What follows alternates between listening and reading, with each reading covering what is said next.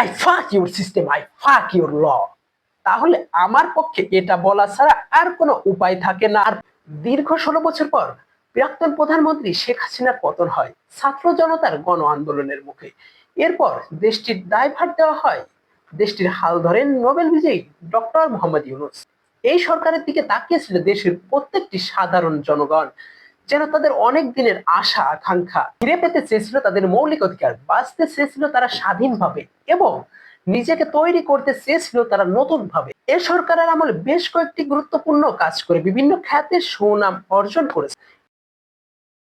দু একটি রাজনৈতিক দল ছাড়া প্রায় প্রত্যেকটা দল তাদের এই কাজকে সাধুবাদ জানিয়েছে। কিন্তু সম্প্রতি একটি বিষয় নিয়ে তৈরি হয়েছে বিরোধ, যা তুমুল ভাবে সমালোচনার সৃষ্টি করছে সাধারণ জনগণের মধ্যে। গত বছরের 18ই নভেম্বর এই সরকার 10 সদস্যের একটি নারী সংস্কার বিষয়ক কমিশন গঠন করে এবং প্রজ্ঞাপন জারি করে।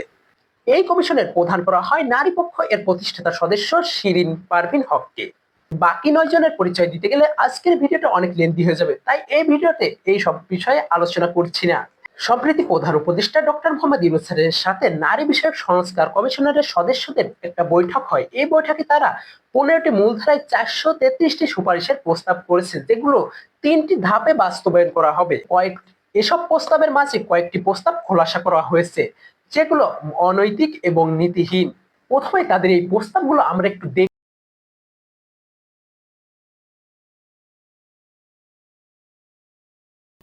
প্রতিবেদনে উত্তরাধিকার সম্পত্তিতে নারী পুরুষের সমান অধিকার, গৃহ পরিচারিকা ও যৌন কর্মীদের শ্রমিক হিসেবে স্বীকৃতির কথা বলা হয়েছে। মাধ্যমে যদি করতে হয় সেভাবেই হোক। কতটা আমাদের জন্য উপকারী এবং কি কি ইম্প্যাক্ট ফেলতে পারে তাদের এই প্রস্তাব, সেটা নিয়ে আলোচনা করব আজকের এই ভিডিওতে। আপনি যদি দেশের একজন সাধারণ নাগরিক হয়ে থাকেন, তাহলে আজকের এই ভিডিওটি আপনার জন্য অত্যন্ত গুরুত্বপূর্ণ। এখন দেখি তাদের প্রথম প্রস্তাব। তারা উল্লেখ করছে জাতীয় সংসদের আসন সংখ্যা বৃদ্ধি করে 600 করার প্রস্তাব। এর মধ্যে 300টি আসন নারীদের জন্য সংরক্ষিত থাকবে। বাকি 50% অর্থাৎ 300 সিটের সরাসরি ভোটের মাধ্যমে নির্বাচন হবে এবং সেটি জিপার পদ্ধতিতে হতে হবে, এবং প্রতিটি রাজনৈতিক দলকে এই পদ্ধতিতে মনোনয়ন করতে হবে প্রার্থীদেরকে। অর্থাৎ একজন পুরুষ একজন মহিলা, একজন পুরুষ একজন মহিলা, এভাবে ক্রমান্বয়ে তাদেরকে মনোনয়ন করাতে হবে। এখন এই চুলকান্তিগুলো যে প্রস্তাব রাখছে, এটি বহির্বিশ্বের নির্বাচন ব্যবস্থা কতটুকু অনুসরণ করে এবং বাংলাদেশে এই পদ্ধতি কতটা বাস্তবায়ন হবে। এখন এই জিপার পদ্ধতি বেশ কয়েকটি পশ্চিমা দেশে চালু রয়েছে, যেমন Argentina, France, Costa Rica, Norway, Sweden, বলভিয়া ইত্যাদি দেশে, স্পেন ইত্যাদি ইত্যাদি দেশে এই পদ্ধতিতে নির্বাচন হয়ে থাকে। এখন দেখি এদের নির্বাচন প্রক্রিয়াটা কেমন। মূলত দুটি পদ্ধতিতে এদের নির্বাচন প্রক্রিয়া সম্পন্ন হয়: আনুপাতিক প্রতিনিধিত্ব ব্যবস্থায় এবং একক আসন ভিত্তিক নির্বাচন ব্যবস্থায়। এখন দেখি দুটি ব্যবস্থার মধ্যে কোনটি বেশি কার্যকর। জিপার পদ্ধতি মূলত ব্যবহার করা হয় আনুপাতিক প্রতিনিধিত্ব ব্যবস্থায়। এটিতে দল ভিত্তিক নির্বাচন হয়, আসন ভিত্তিক নয়। অনেকের মনে প্রশ্ন জাগতে পারে, কেমন হয় সেই নির্বাচন? চলুন দেখি। প্রতিটি দল একটি জাতীয় প্রার্থী তালিকা অর্থাৎ পার্টি লিস্ট জমা দেয়। প্রতিটি দল এই তালিকায় নারী পুরুষ প্রার্থীকে পালাক্রমে সাজায়, যেমন একজন পুরুষ একজন মহিলা, একজন পুরুষ একজন নারী, এভাবে পালাক্রমে সাজানো হয়। এটাই মূলত জিপার পদ্ধতি। এই পদ্ধতিতে ভোটাররা ব্যক্তিকে নয় দলকে ভোট দেয়। একটি দল যত ভোট পাবে সেই দল কত আসন সংখ্যা পাবে। এখন অনেকের মনে ঘটকা লাগতে পারে, কিভাবে এই আসন ভাগ হয়। ধরেন একটি দেশে 100টি আসন আছে, এখন একটি দল 30% ভোট পেল, তাহলে ওই দলটি 30টি সিট পাবে, অর্থাৎ 30টি আসন পাবে। এর মধ্যে এখন তাদের জমা দেয়া জিপার পদ্ধতির তালিকা থেকে 15 জন পুরুষ এবং 15 জন নারী এমপি হবেন। ফলে কি হয়, দলগুলো প্রতিটি এলাকাতে আলাদা আলাদা প্রার্থী দাঁড় করায় না, বরং তারা জাতীয় তালিকা জমা দেয়। তারা দলকে ভোট দেয়, কোনো ব্যক্তিকে না। এই পদ্ধতিতে নারী পুরুষের সংখ্যা সমানভাবে নিশ্চিত করা যায়। এটাই মূলত জিপার পদ্ধতি। নারী পুরুষ সমান সংখ্যক সিট পায়। এখন আমার আপনার সাদা মনে একটা প্রশ্ন জাগছে, যদি জিপার পদ্ধতিতে নির্বাচন হবে, তাহলে কেন সংরক্ষিত আসন থাকবে? তাহলে কি সংরক্ষিত আসনের কোনো দরকার থাকবে?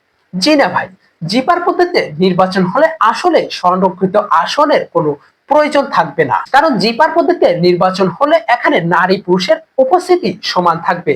যদি 150 জন পুরুষ প্রার্থী এমপি হন, তাহলে 150 জন নারী প্রার্থীও এমপি হবেন। প্রত্যেকটা দল থেকে সমান সমান নারী প্রার্থী, যেহেতু এখানে নারী পুরুষের সংখ্যা সমান থাকবে সেহেতু সংরক্ষিত আসন বাদ যাবে। এখন দেখি বাংলাদেশে যদি আসন ভিত্তিক নির্বাচন হয় তাহলে কি প্রতিটা দল প্রত্যেকটা এলাকায় জিপার পদ্ধতিতে সমানভাবে তাদের প্রার্থী মনোনয়ন দিতে পারবে কিনা? অনেক ছোট দল আছে যারা এখন আসন ভিত্তিক নির্বাচন হলে কোনো দলে নির্দিষ্ট সংখ্যক প্রার্থী জিপার পদ্ধতিতে দিতে পারবে না, ব্যর্থ হবে। তাই এখানে বাংলাদেশে জিপার পদ্ধতিতে আসন ভিত্তিক নির্বাচন ব্যবস্থা অসম্ভব। এখন দেখি তারা যে প্রস্তাব রাখছে 300 আসন বৃদ্ধি করে 600 করার প্রস্তাব এবং জিপার পদ্ধতিতে অর্ধেক নির্বাচন এবং বাকি অর্ধেক সংরক্ষিত থাকবে মহিলা প্রার্থীদের জন্য। এই ব্যবস্থাটি কি বাংলাদেশে প্রয়োগ করা সম্ভব কিনা? এখন তাদের এই প্রস্তাব বাংলাদেশে প্রয়োগ এবং কার্যকর করা অসম্ভব কেন একটু দেখি। আমার মনে হয় তারা আনরিয়ালিস্টিক কিছু চিন্তা করে ফেলছে। এখন জিপার পদ্ধতিতে নির্বাচন হলে আসন ভিত্তিক নয় দল ভিত্তিক নির্বাচন হবে আর সংরক্ষিত আসন বাদ যাবে। সুতরাং ধরে নিতে পারি তাদের এই প্রথম প্রস্তাব মারাত্মকভাবে ভুল। তাদের আরেকটি উল্লেখযোগ্য দাবি সামাজিক এবং পারিবারিক আইন পরিবর্তন। তারা নারীদের সম্পদে উত্তরাধিকার সমান এবং বিবাহ বিচ্ছেদ এবং দত্তক হেফাজত ইত্যাদি ক্ষেত্রে সমান সকল ধর্মের মানুষের জন্য সমান আইন প্রয়োগ করছে, যেখানে ধর্মকে উচ্ছেদ করা হয়েছে। ধর্মীয় আইন কানুন এবং নীতিকে উপড়ে ফেলে তাদের নিজস্ব ব্যক্তিগত আইন প্রয়োগ করছে, যেটা ধর্মীয় ভাবে সাংঘর্ষিক। এখানে ধর্মীয় আইনকে বাদ দেওয়া হয়েছে, এটাকে আমাদের দেশের মানুষ মেনে নেবে? এটা আপনারা বিচার করেন। ধর্মীয় আইন উৎখাতের চেষ্টা চলছে। এটি থেকেও আমার কাছে যেই প্রস্তাবটি জঘন্য লেভেলের গুরুত্বপূর্ণ মনে হয়েছে সেই প্রস্তাবটি এখন আমি উন্মোচন করতে যাচ্ছি। যৌনকর্মীদের শ্রমিক হিসেবে মর্যাদা দেওয়া। আগেই বেশি উত্তেজিত হবেন না, দাঁত দ্বারা ঠোঁটকে কামড়ে ধরে খিসখাইয়ে বসে থাকে। এখানে আমিও ভাষা হারিয়ে ফেলছি, যেখানে প্রতিটা ধর্মকে অবমাননা করা হয়েছে। তারা চাই পশ্চিমের দেশগুলোর মতো পশ্চিমাদের ঐতিহ্য তাদের কালচার আমাদের উপর চালিয়ে দিতে। কেননা কোনো ধর্মগ্রন্থ এটিকে স্বীকৃতি দেয় না। ইসলাম ধর্মে যেটি জোরালো ভাবে নিষিদ্ধ, পতিতা জিনা পতিতা এবং ব্যভিচারকে জোরালো ভাবে নিষিদ্ধ করা হয়েছে, তেমনি হিন্দু ধর্মে যারা যৌন পেশায় নিয়োজিত তাদেরকে সহানুভূতি এবং করুণা দেখানোর কথা বলা হয়েছে, তাদেরকে ওই অবস্থা থেকে মুক্তি করার এবং তাদেরকে বের করার কথা বলা হয়েছে। একইভাবে বাইবেলে পতিতা ব্যভিচারকে পাপ হিসেবে বলা হয়েছে। বৌদ্ধদের ত্রিপিটকে একটি বিখ্যাত উক্তি, কামদোষে পরনারীতে কামনা করব না, অপবিত্র জীবনযাপন করব না। তাহলে দেখেন কোন ধর্মগ্রন্থ এটিকে স্বীকৃতি দেয় না, সাপোর্ট করে না। এখন দেখবো আন্তর্জাতিক উদাহরণ। যৌন কর্মকে কারা পেশা হিসেবে নিয়েছে? জার্মানি, নেদারল্যান্ড, নিউজিল্যান্ড এই দেশগুলো মূলত যৌন কর্মকে শ্রম হিসেবে, বৈধ শ্রম হিসেবে মর্যাদা দিয়েছে। পশ্চিমাদের কালচার আমাদের উপর চাপিয়ে দেওয়া হচ্ছে, আমাদের উপর চালানো হচ্ছে। তারা যে প্রস্তাবগুলো খোলাসা করছে, একটা প্রস্তাবও বাংলাদেশে কার্যকর করা যাবে না, অসম্ভব। এখন একটু তো লাভের দরকার আছে। এখন দেখি লাভটা কি হবে। যদি যৌন কর্মকে স্বীকৃতি দেওয়া হয়, সার্টিফাই করা হয়, তাহলে কিভাবে আমাদের দেশের অর্থনীতি লাভবান হতে পারে, সরকার লাভবান হতে পারে, একটু তো দেখার দরকার। এদেরকে যদি স্বীকৃতি দেওয়া হয়, সরকার রাজস্ব অর্থাৎ আয়কর ট্যাক্স পাবে এবং অবৈধ শ্রমের টাকা অর্থনীতির বৈধ খাত হিসেবে বিবেচিত হবে। এখন আপনারা কিভাবে এই শ্রমকে অবৈধ বলে মনে করেন বুঝতে পারছি না। যারা মাথার ঘাম বিছানায় ফেলে রাত দিন চিল্লা চিল্লি করে কিছু টাকা উপার্জন করে, এই শ্রমকে আপনি কিভাবে অবৈধ বলেন? এখন দেখি কি কি নেগেটিভ ইম্প্যাক্ট করতে পারে আমাদের উপর। যেখানে প্রতিটি ধর্মগ্রন্থে এটিকে পাপ হিসেবে, জঘন্যতম কাজ হিসেবে স্বীকৃতি দিয়েছে, সেখানে যদি এটিকে স্বীকৃতি দেয় তাহলে সামাজিক সংঘাত বাড়বে, ধর্মীয় সংঘাত বাড়বে, দেশে একটি যুদ্ধ অবস্থা তৈরি হবে। ধর্মীয় আইনকে দেশ থেকে উৎখাত করা, এটি এদেশের মানুষ কোনোভাবেই মেনে নিতে পারবে না। এখন দেখি তরুণদের উপর, যুব সমাজের উপর, ইউথদের উপর কিভাবে ইম্প্যাক্ট করতে পারে, কি কি ক্ষতি হতে পারে যুব সমাজের। যদি এই আইন প্রয়োগ করা হয়, যৌন পেশাকে স্বীকৃতি দেয়, তাহলে তরুণীরা সহজে এই পেশাকে আয়ের উৎস হিসেবে বেছে নিবে। মানুষ বরাবরই সামাজিক জীব। একজনের দেখা দেখে দুইজন, দুইজন থেকে চারজন, এভাবে চারজন থেকে 10 জন, 10 জন থেকে 100 জনে রূপান্তর হবে।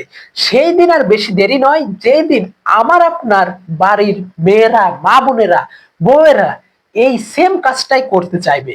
ফলে একটা জাতি ধ্বংস হবে, শিক্ষা এবং উদ্যোগে আগ্রহ কমে যাবে, পরিশ্রম করতে ভয় পাবে, তারা অলস জাতিতে পরিণত হবে। দেশে এসব পাপাচারের সাথে মাদক সহজলভ্যতা বৃদ্ধি পাবে এবং অপরাধ এবং গ্যাং সংস্কৃতির সাথে যৌন পেশার যোগসূত্র বাড়বে, অসুস্থতার হার বৃদ্ধি পাবে, দেশে পুষ্টিহীনতায় মানুষ ভুগবে এবং ভঙ্গুর স্বাস্থ্যের অধিকারী হবে, সাথে HIV এবং এইডস এর মতো মারাত্মক রোগ এর সংখ্যা বাড়বে। এবার আপনারা তাদের এই প্রস্তাবকে কিভাবে দেখছেন? আপনারা হয়তো অনেকেই মনে মনে গালি দিতে শুরু করছেন এবং সাথে একথাও বলছেন, এদের মতো কিছু লো বাজেটের থার্ড ক্লাস মহিলাদের জন্য দেশটির আর এই অবস্থা। এরা নারী তো নয়, যেন ভাড়ায় চালিত গাড়ি। টাকা দিলে এই গাড়ি যে কেউ চালাতে পারে। আপনারা যদি এই নারী নামক ভাড়ায় চালিত গাড়িদেরকে তসলিমা নাসরিনের সঙ্গে তুলনা করেন, আর যদি ভাবেন যে এরা হচ্ছে তসলিমা নাসরিনের লাইট ভার্সন, তাহলে ভুল করবেন। এরা তসলিমা নাসরিনের থেকে কয়েক গুণ আধ্যাত্মিক লেভেলের মহিলারা।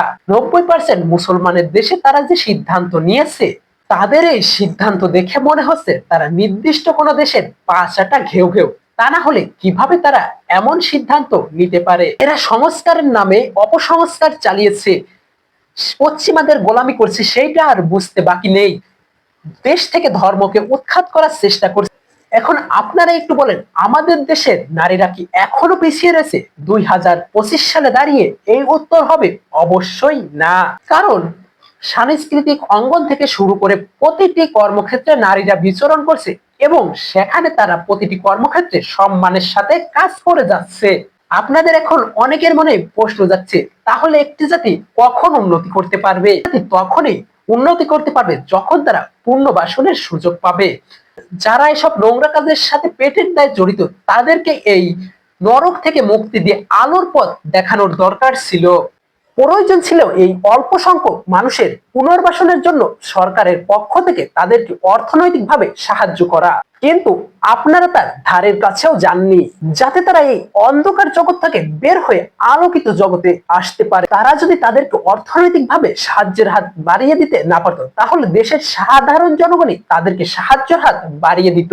একটা কথা মনে রাখা দরকার, কোন জাতি যখন নগ্নতাকে প্রশ্রয় দেয়, সেই জাতি কালক্রমে ধ্বংস হয়ে যায়, কখনোই উন্নতি করতে পারে না। যৌনকর্মীদেরকে শ্রমিকের মর্যাদা দিয়ে আপনারা চান ধর্ষণ এবং ইফটিজিং এর বিরুদ্ধে আইন গড়তে, কিন্তু সেটা কখনোই সম্ভব নয়। আপনাদের কাছ থেকে সমাজ থেকে অশ্লীলতা দূর করা, নোংরামি দূর করা, বেহায়াপনা দূর করা, এর পরিবর্তে জাতিকে একটি সুন্দর এবং নিরাপদ জীবন উপহার দেয়া, কিন্তু আপনারা সেটাতে ব্যর্থ হয়েছেন। আপনারা ঠিক এর উল্টাটা করছেন এবং ওই সমস্ত নোংরামিকে প্রমোট করছেন। এখন আমাদের একটু দেখা দরকার, বাংলাদেশে এই আইন কারা চায়? প্রথমত যারা এসব ব্যবসার সাথে জড়িত, অর্থাৎ যারা এসব প্রতিষ্ঠানের মালিক, কিছু শাহবাগী পুরুষ এবং মহিলা, এবং যারা ইসলাম বিদ্বেষী এবং ধর্ম বিদ্বেষী। দ্বিতীয়ত কিছু গাঞ্জাখোর লো বাজেটের মহিলারা, যারা দিনের বেলায় ভদ্র মহিলা সেজে ঘুরে বেড়ায়, যারা পেটের দেয় এসব কাজ করে না, যারা কিনা এসব কাজ করে বিলাসিতা এবং আপেল পাওয়ার আশায়।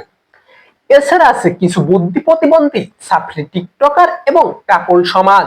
আমার এবং আমার বন্ধুদের পরিসংখ্যান মতে যার সংখ্যা অতি নগণ্য, বড়জোর 5% অর্থাৎ 5% লোকের জন্য এই আইন কার্যকরী হতে পারে। এই অবস্থাতে আশা করছি এদেরকে পাগলাগারোতে স্থান দিয়ে পাগলাগারোদের পাগলদেরকে সংস্কারের দায়িত্ব দেওয়া। সবশেষে আমি মোহাম্মদ ইউনূস আলী একটা কাজের কথা কই, পুরো বাঙালি যদি আপনাদের দিকে তাকিয়েছিল অনেক আশা এবং ভরসা নিয়ে, কিন্তু আপনারা এই সাধারণ মানুষের বিশ্বাসের উপর হাগু করে দিচ্ছেন।